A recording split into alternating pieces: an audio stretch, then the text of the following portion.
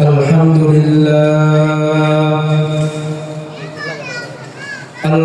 لله الذي زين قلوبنا بالإيمان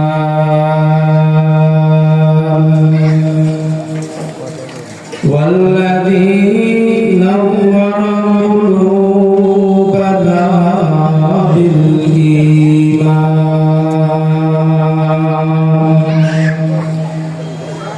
والذي بشر المؤمنين بالجنة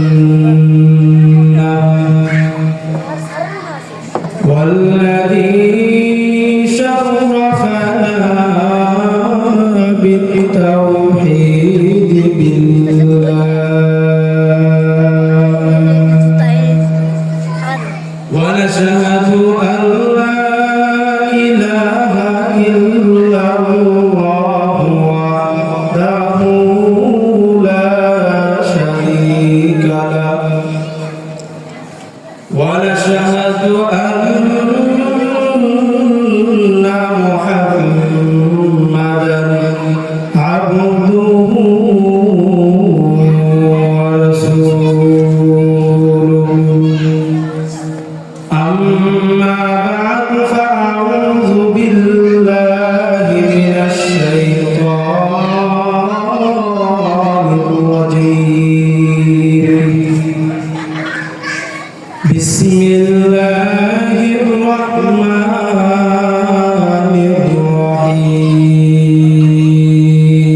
الرحيم قل إن كنتم تحبون الله فاتبعوني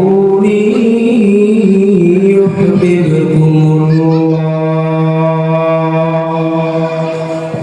ويغفر لكم ذنوبكم والله غفور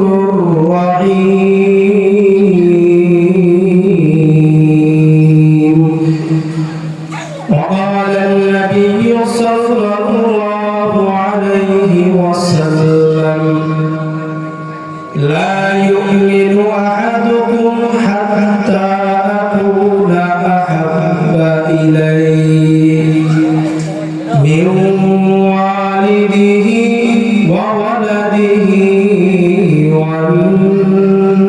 والناس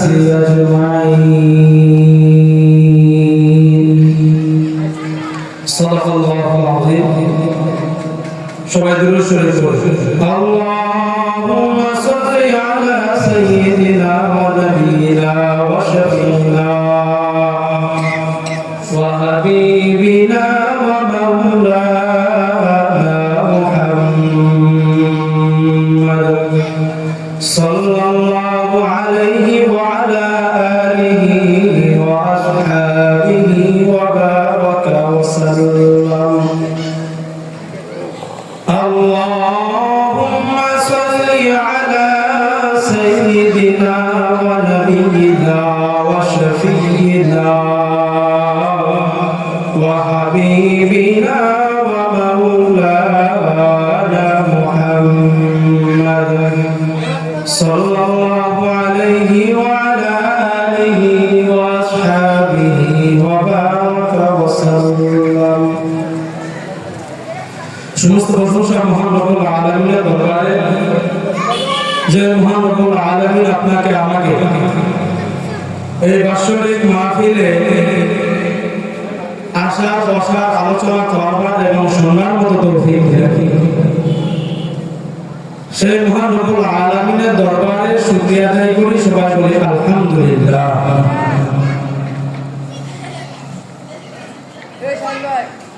আমরা যারা এখানে আসলাম এসেছি আসবো বর্তমানে আমরা চিন্তা করলে দেখা যাবে বর্তমানে যারা হাসপাতালে আছে আল্লাহ তাআলা তাদের তুলনায় আমাদেরকে সুস্থ রাখছে কি রাখে তো মহান রব্বুল আলামিন যে আমাদেরকে সুস্থ রেখে এই জান্নাতের বাগানে আসার মতো তৌফিক দিলেন সেই মহান রব্বুল আলামিনের দরবারে আবার শুকরিয়া আদায় করি। সবাই বলি আলহামদুলিল্লাহ। আমি কোরআনুল কারীম থেকে ছোট্ট একটি আয়াতে কারিমা তেলাওয়াত করেছি, পরিচিত একটা আয়াত, এবং আমার রাসূলের লক্ষ লক্ষ হাদিসের মধ্যে থেকে একটি হাদিস আপনাদের সামনে পেশ করেছি। এর উপরে কথা বলার চেষ্টা করব ইনশাআল্লাহ। আল্লাহ তাআলা বলেন, কুল ইন কুনতুম তুহিব্বুনাল্লাহা ফাত্তাবিউনি ইউহিব্বুকুমুল্লাহ। হে নবী, আপনি জানাইয়া দেন, যদি তোমরা আমাকে মহব্বত করতে চাও, আমাকে ভালোবাসতে চাও, ফাত্তাবিউনি, তবে আমার রাসূলের কি করো? অনুসরণ করো, ইত্তেবা করো। ইউহিব্বুকুমুল্লাহ, রাসূলকে মহব্বত করলে, রাসূলের ইত্তেবা করলে, অনুসরণ করলে কি লাভ? ইউহিব্বুকুমুল্লাহ, আল্লাহ তাআলা তোমাদেরকে কি করবে? ভালোবাসবে। এক নম্বর পুরস্কার কি? আল্লাহ আপনাকে আমাকে ভালোবাসবে। দুই নম্বর পুরস্কার, ওয়ায়াগফিরু লাকুম যুনুবাকুম আল্লাহু গফুরুর রহিম। আল্লাহ তাআলা আপনাকে আমাকে কি করে দিবেন? মাফ করে দিবেন। তাম গুনাহ আল্লাহ তাআলা মাফ করে দিবেন। আল্লাহ তাআলা বড় দয়ালু, বড় ক্ষমাশীল, বড় দয়ালু। আল্লাহ হাবিব সাল্লাল্লাহু আলাইহি ওয়াসাল্লাম বলেন,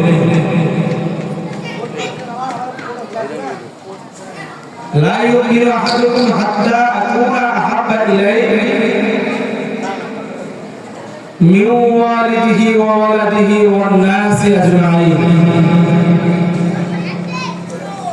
তোমরা ততক্ষণ পর্যন্ত পরিপূর্ণ মুমিন হতে পারবে না যতক্ষণ পর্যন্ত আমি রাসূলকে তোমার সন্তান, সন্তানাদি, ছেলে মেয়ে, স্ত্রী, পিতা মাতার থেকে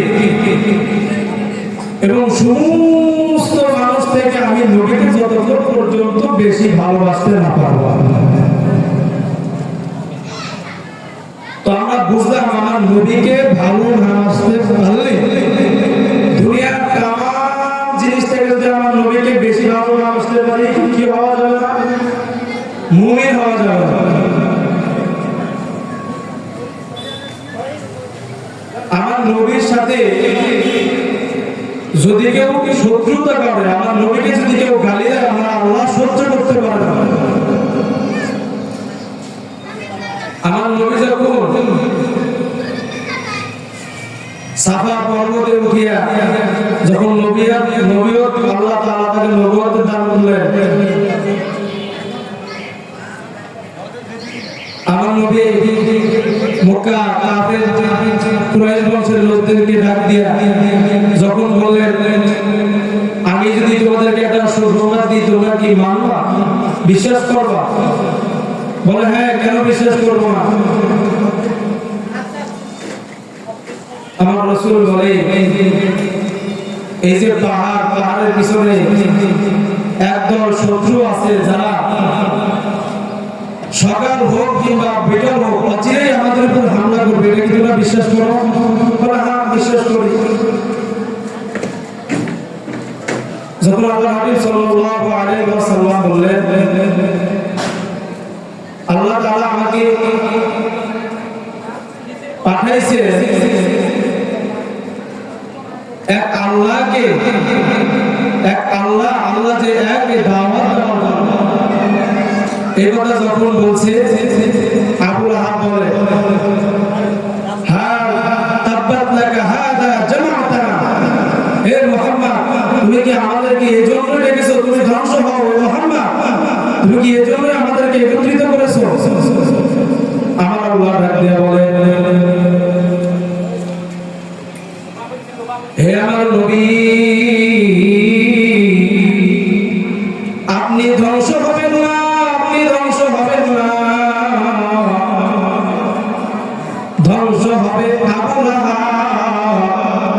আল্লাহ তাআলা আয়াতে কারিমা আল্লাহ তাআলা সূরা নাযিল করলেন, তাব্বাত ইয়াদা আবি লাহাবিন ওয়া তাব, মা আগনা আনহু মালুহু ওয়া মা কাসাব, সায়াসলা নারান যাতাল লাহব, আমরাতুহু হাম্মালাতাল হাতাব, ফি জিদিহা হাবলুম মিন মাসাদ।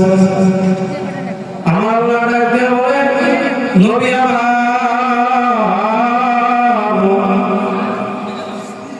আবু লাহাব বলে আপনি ধ্বংস হয়ে যান, আমি আল্লাহ বলি আপনি ধ্বংস হবেন না, ধ্বংস হবেন না, ধ্বংস হবে আবু লাহাব। আবু লাহাব শুধু ধ্বংস হবে না, তার দু হাত ধ্বংস হয়ে যাবে। আবু লাহাব ধ্বংস হয়ে যাবে, আবু লাহাবের স্ত্রী ধ্বংস হয়ে যাবে। আবু লাহাব জীবনে যা যা করছে, আবু লাহাবের সব ধ্বংস হয়ে যাবে। হে নবী, আপনি ধ্বংস হবেন না।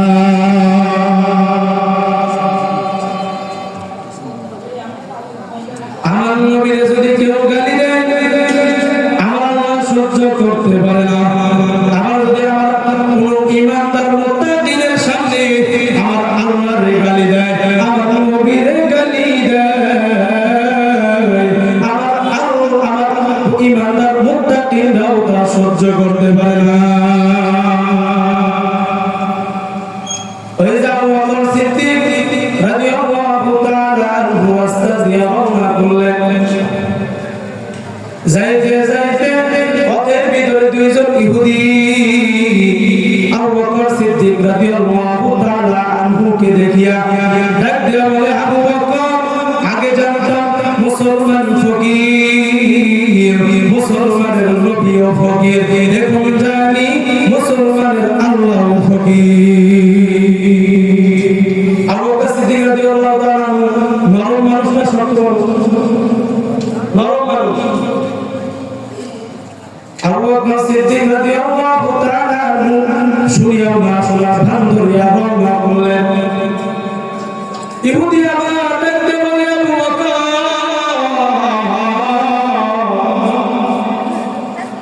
আগে জানতাম মুসলমান ফকির, মুসলমানের নবী ফকির, মুসলমানের আল্লাহ ফকির। আবু বকর সিদ্দিক রাদিয়াল্লাহু তাআলা দ্বিতীয়বার শোনার পর কিছু বলেন না। আবু বকর সিদ্দিক রাদিয়াল্লাহু আনহু আবার রওনা করছে। তৃতীয়বার যখন আবার ইহুদি ডাক দিয়ে বলে, আবু বকর, তুমি ফকির, তোমার নবীও ফকির, তোমার আল্লাহ ফকির। এই কথা যখন বলছে, আবু বকর সিদ্দিক রাদিয়াল্লাহু আনহু ইহুদির কাছে আসলেন। ইহুদির কানে এমন জোরে একটা থাপ্পড় মারছে, ইহুদি ঘুরতে ঘুরতে ট্রেনের ভিতরে গিয়া পড়ে গেছে। ইহুদি ধাপি ধাপি করে আরো ফেরা, তা থাপ্পড় খাইছে আরো ফেরা। আবু বকর সিদ্দিক রাদিয়াল্লাহু তাআলা আনহু পজিশনে দাঁড়ায় গেছে, ইহুদি উঠলে আরেকটা থাপ্পড় মারবে। মনে রাখবেন, মুসলমানের একটা স্বভাব আছে, অভ্যাস আছে, যদি ইসলামের বিরুদ্ধে, মাদ্রাসার বিরুদ্ধে কোনো নাস্তিক একবার কথা বলে, মুসলমান তাকে ছেড়ে দেয়। দ্বিতীয়বার কথা বলে, মুসলমান ছেড়ে দেয়। তৃতীয়বার কথা বলে, মুসলমান কি করে? ছেড়ে দেয় না।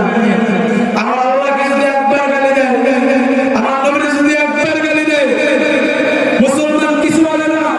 কিন্তু যখন বারবার বারবার গালি দেয়, মুসলমানের কলিজায় যখন রক্ত উঠে যায়, ওই বেঈমানকে ধরে বেঈমানের কলিজার টানটা দিলে কিছু বলে বলে কথা বলেন, ঠিক কিনা? আবু বকর সিদ্দিক রাদিয়াল্লাহু তাআলা চিন্তা করে দেখলেন, ব্যাপার কি? ইহুদি ওঠে না। আবু বকর সিদ্দিক রাদিয়াল্লাহু তাআলা চলে গেলেন। সিদ্দিক আকবর রাদিয়াল্লাহু তাআলা রওনা করলেন। আর ইহুদি কত বড় খারাপ, ও আমার নবীর কাছে গেছে, যারা ডাকতে বলে মুহাম্মদ, ও মুহাম্মদ, তোমার আবু বকর আমার গানের অবস্থা কি করছে দেখছো? আমার নবী ডাকতে বলে আবু বকর মারছে নাকি ওমর মারছে? কারণ আবু বকর তো মারার মানুষ না, কথায় কথায় মারে তো ওমর।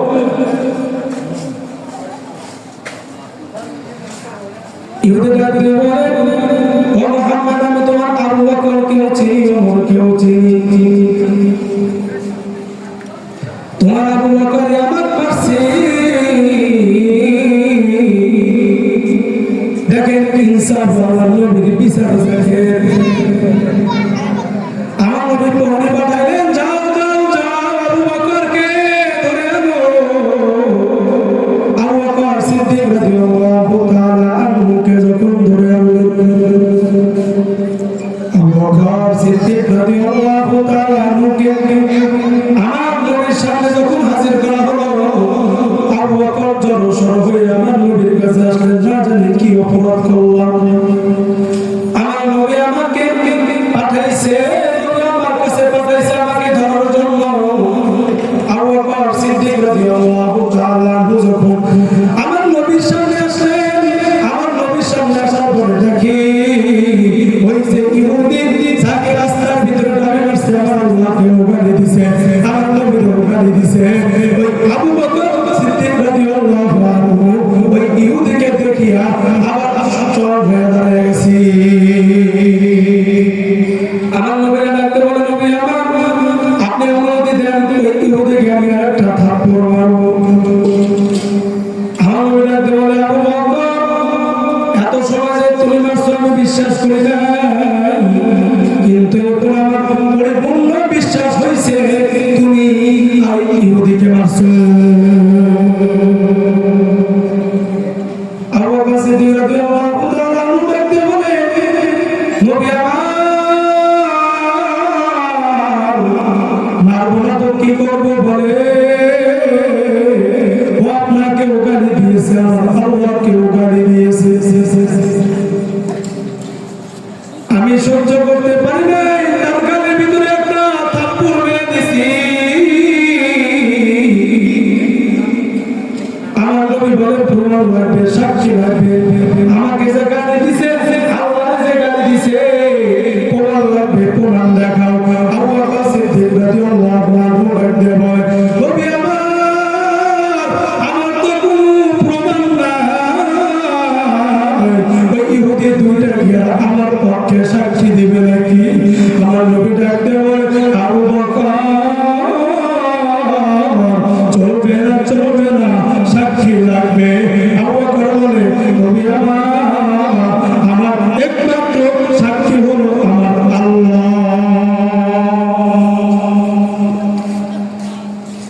আমার নবী ডাকতে বলে, আবু বকর, দুনিয়ার সাক্ষী লাগবে, কারণ শরীয়তের বিধান হলো আল-বাইয়িনাতু আলাল মুদ্দাই ইয়ামুনু আলাল আনকা। শরীয়তের বিধান হলো, যেহেতু তুমি দাবি করছো তো আমাকে আল্লাহকে গালি দিয়েছে, প্রমাণ লাগবে। আবু বকর, প্রমাণ দেখাও, না হলে কাঠ গড়ায় দাঁড়াইয়া যাও। আবু বকর সিদ্দিক রাদিয়াল্লাহু আনহু ডাকতে বলে, নবী আমার, একটা রাত সুযোগ দেন, একটা রাত সুযোগ দেন, আমি আগামীকাল ফজর পর আপনি আমার বিরুদ্ধে যে শাস্তি দিবেন আমি আবু বকর তার মাথা পেতে নিব। আবু বকর সিদ্দিক রাদিয়াল্লাহু আনহু, দুনিয়ার কোনো সাক্ষী নাই, তবে একটা রাত সুযোগ কেন নিলেন? কারণ আবু বকর সিদ্দিক রাদিয়াল্লাহু আনহু ভালোভাবে জানে, যদি দুনিয়ার কোনো মানুষ নাও দেখে, আমার আল্লাহ দেখা বাকি না। আবু বকর সিদ্দিক রাদিয়াল্লাহু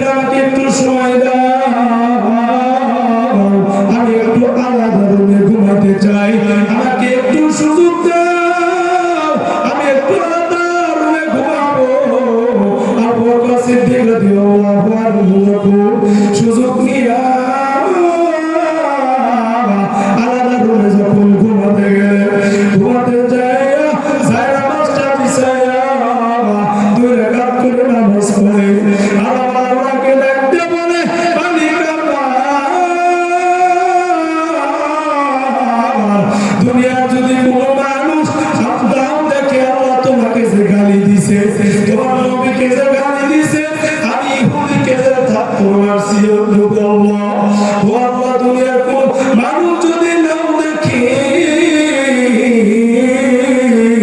আল্লাহ তোমার দেখা বাকি না। ও আল্লাহ, আমি তোমার ইজ্জত রক্ষার্থে ওই নাফরমানকে আমি ওই ইহুদিকে থাপ্পড় মারছি। ও আমি আমি আবু বকরের সম্মান বাঁচানোর দায়িত্ব তুমি আল্লাহ। আমি আবু বকর কাউকে আমার নবীর দরবারে আমি আমার নবীর কাঠগড়ে যখন দাঁড়িয়ে যাও, আমার পক্ষে আমার বিরুদ্ধে যদি রায় আসে, বলবো মক্কার কাফেররা বলবে দেখো দেখো দেখো আবু বকরকে তেমনি ভালোই দেখা যায়, আবু বকরের জন্য আমার আল্লাহর নবীর কাঠগড়ে দাঁড়িয়ে যায়। আমি তোমার ইজ্জত বাঁচানোর জন্য ওই ইহুদিকে আমি থাপ্পড় মারছি গো আল্লাহ। এখন তোমার দায়িত্ব আমি আবু বকরের ইজ্জত বাঁচানো।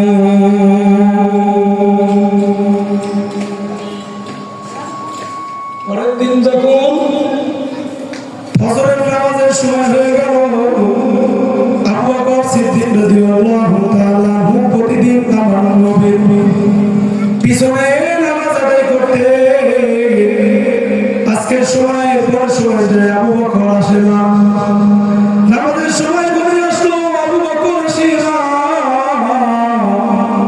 সাহাবায়ে কেরাম রাদিয়াল্লাহু তাআলা আনহুরা চিন্তায় পড়ে গেলেন, সবাই কাঁদে, না জানি আবু বকরের বিরুদ্ধে আজ কি ফয়সালা হয়ে যায়। নামাজের কিছু সময় পূর্বে আবু বকর সিদ্দিক রাদিয়াল্লাহু আনহু প্রমাণ দিয়ে তার মুখটা বেঁচাইয়া নামাজের কাতারের একটা লাইনে একটা কোণায় দাঁড়িয়ে গেলেন। নামাজ শেষে আমার নবী ডাক দিয়ে বলে, আবু বকর কাতারে দাঁড়িয়ে যাও। আবু বকর সিদ্দিক রাদিয়াল্লাহু তাআলা যখন কাতারে দাঁড়িয়ে গেলেন, আবু বকরকে ডাক দিয়ে বলে, আমার নবী আবু বকরকে ডাক দিয়ে বলে, আবু বকর তোমার কি কোনো সাক্ষী আছে? তোমার কি কোনো সাক্ষী তুমি জোগাতে পারলে, বুঝ করতে পারলে? আবু বকর সিদ্দিক রাদিয়াল্লাহু আনহু ডাক দিয়ে বলে, নবী আমার আল্লাহ ছাড়া দুনিয়াতে আমার সাক্ষী কেউ না, আমার আল্লাহ সাক্ষী। আমার নবী বলে হবে না, আমার নবী যাবো আবু বকরের বিরুদ্ধে যখন আমার নবী ফয়সালা দিবে, যখন হাতটা উঠাইছে আমার নবী ডান পাশে কাঁধে বসা, কাঁধে যখন নবী তখন বলবে আবু বকরের বিরুদ্ধে রেখো। এমন সময় কে যেন পিছন থেকে আসিয়া আমার নবী এই নরম হাত আমার চাপাইয়া ধরছে। আমার নবী পিছন দিক তাকাইয়া দেখে এটা দুনিয়ার কেউ না, এটা হলো আমার আল্লাহর ফেরেশতা জিবরাইল। জিবরাইল আলাইহিস সালাম ডাক দিয়ে বলে, নবী আমার আবু বকরের বিরুদ্ধে আপনি যে ফয়সালা দিবেন সমস্যা নাই, আমার আল্লাহ আপনার কাছে আয়াত পাঠাইছে, বহি পাঠাইছে, এটা শোনার পরে আপনি আবু বকরের বিরুদ্ধে ফয়সালা দিবেন। وإذا سألك عبادي আবু বকর সিদ্দিক রাদিয়াল্লাহু তাআলা আনহুর বিরুদ্ধে পক্ষে আমার মালিক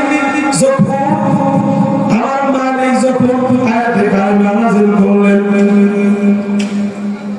আয়াতে কারিমা নাযিল করার পরে আমার নবী ডাক দিয়ে বলে, ও নবী আমার আল্লাহ বলে ডাক দিয়ে বলে, ও নবী আবু বকরের সামনে ওই যে ইহুদি আমি আপনাকে যে গালি দিছে দুনিয়ার কোনো মানুষ না দেখলেও আমি আল্লাহ দেখা ফেলাইছি। পাইছি। এটা কি বোঝা গেল যে আমার নবীর বিরুদ্ধে কেউ যদি কথা বলে আল্লাহ তার বিরুদ্ধে আল্লাহ তারা কি করে কোরআন আয়াত নাযিল করে। আর যে আল্লাহ তাআলা বা আল্লাহর রাসূলের কে ভালোবাসিয়া যদি কোন নাফরমানকে কোন ইহুদিকে মারে তার সাক্ষ্য কে হয়ে যায়? যদি দুনিয়ার কেউ সাক্ষ্য নাও থাকে, সাক্ষী যদি কেউ নাও থাকে, আল্লাহ তার জন্য কি হয়ে যায়? সাক্ষী হয়ে যায়।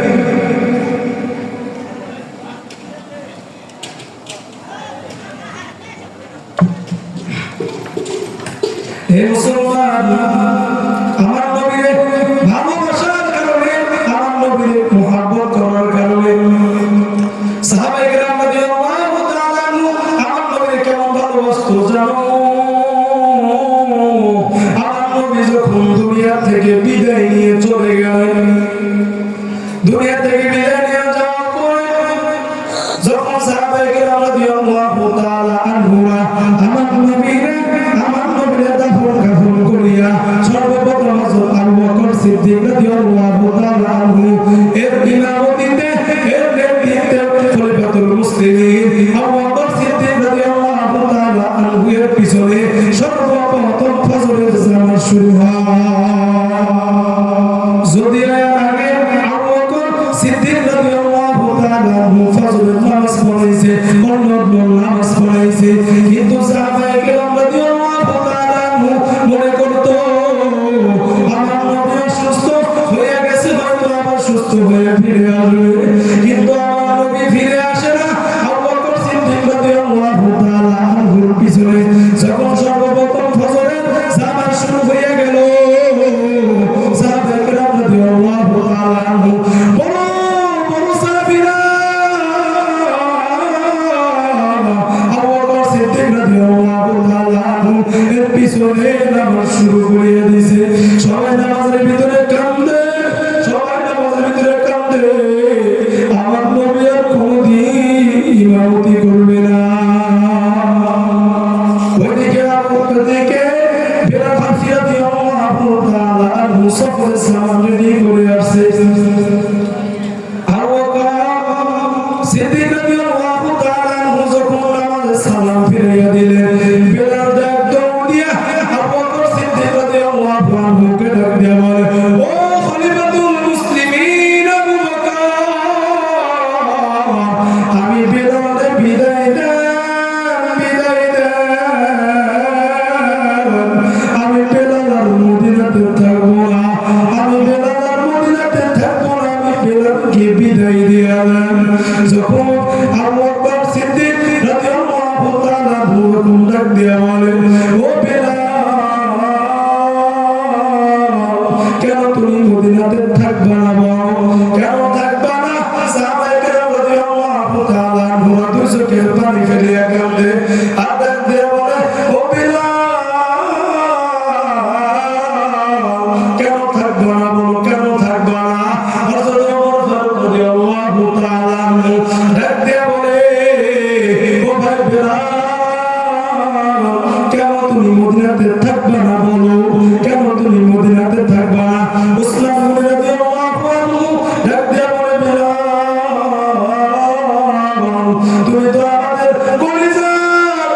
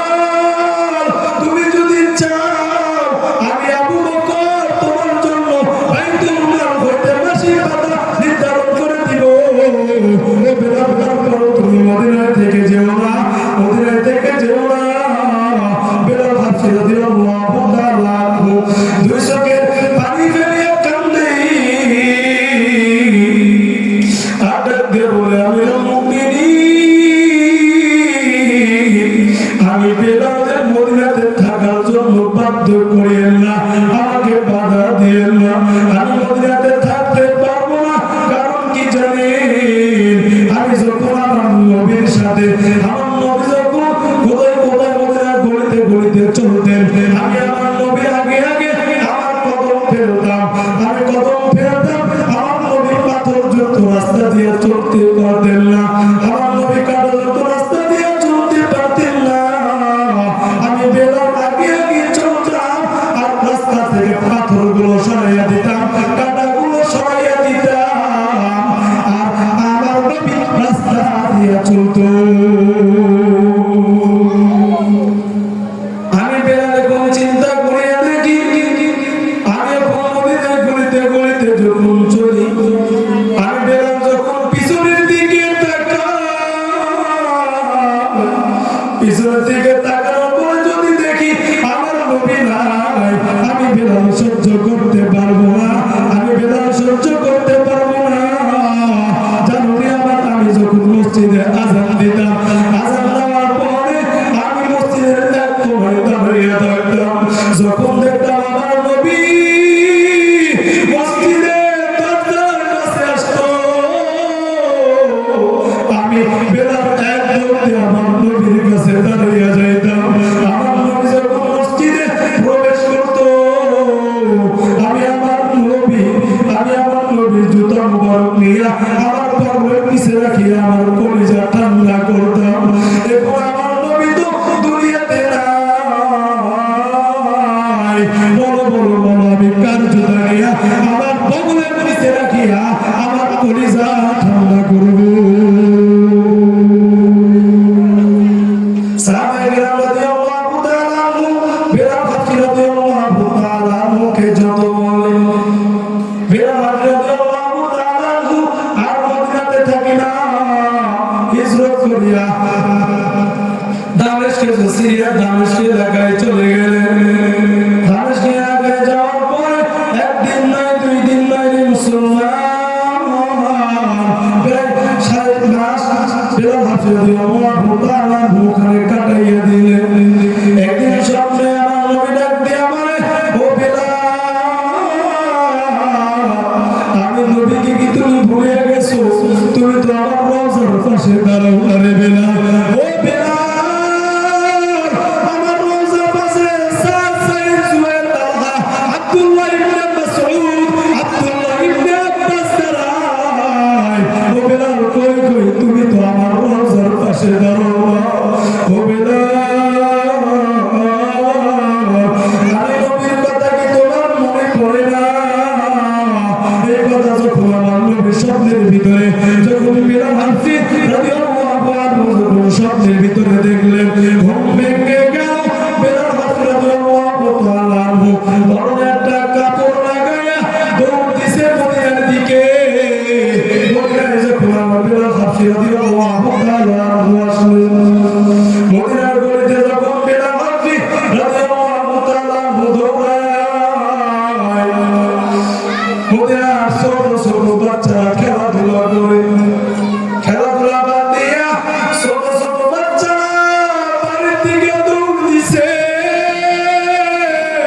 বাড়িতে দৌড় দিয়া মাকে ডাক দিয়া বলে, মাগো, আমার নবী বুঝি 2-1 দিনের ভিতরে মদিনাতে আবার ফিরে আসবে। ছোট মাসুম বাচ্চা বুঝে না, ছোট ছোট মাসুম বাচ্চা বুঝে না। ওই মাদের কাছে গিয়া, তাদের মাদের কাছে গিয়া বলে, আমার নবী বুঝি 2-1 দিনের মধ্যে আমার মদিনাতে ফিরে আসবে। ছোট ছোট বাচ্চারা আপনারা বলে, কেন গো বাবা, কেন আমার নবী আবার ফিরে আসবে? তুমি কিভাবে বুঝলা? বেলাল হাবশী তখন ছোট ছোট বাচ্চারা বলে, ভাগো, আমার নবী বিদায়ের পরে একদিন পরে তো বেলাল মদিনা থেকে চলে গিয়েছিল। এখন বেলাল দেখি মদিনার গলিতে গলিতে দৌড়ায় আর চিল্লায়। বেলাল হাবশী রাদিয়াল্লাহু তাআলা আনহুর খবর যখন সাহাবায়ে কেরাম রাদিয়াল্লাহু তাআলা আনহুরা পাইলেন, সবাই বেলাল হাবশী রাদিয়াল্লাহু তাআলা আনহুর সাথে দেখা করার জন্য রওনা করলেন।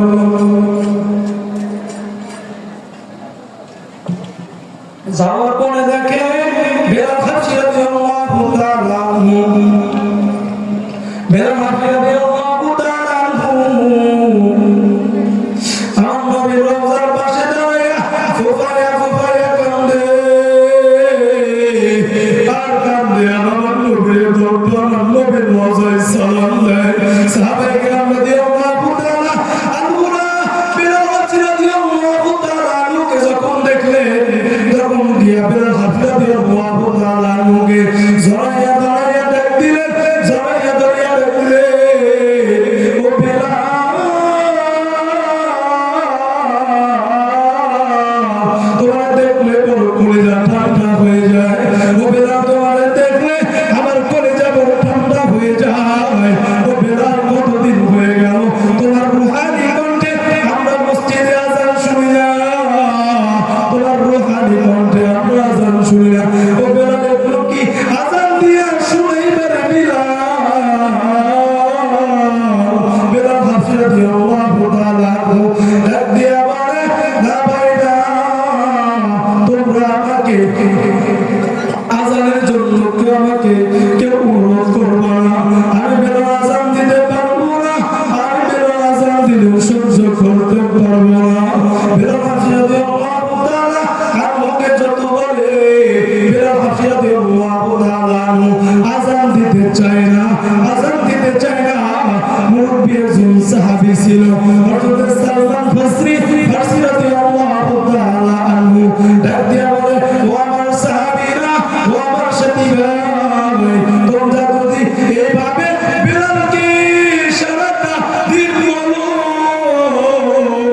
বেলাল আযান দিবে না, বেলাল আযান দিবে না, তবে তোমরা একটা কাজ করতে পারো, তোমরা আলীর কলিজার টুকরা সন্তান দুইটাকে দিয়া বলো তাদের সাথে পরামর্শ করো, তারা যদি বেলালকে বলে বেলাল আযান দেওয়ার জন্য, তারা যদি বেলালকে বলে আযান দেওয়ার জন্য, বেলাল নিষেধ করতে পারে।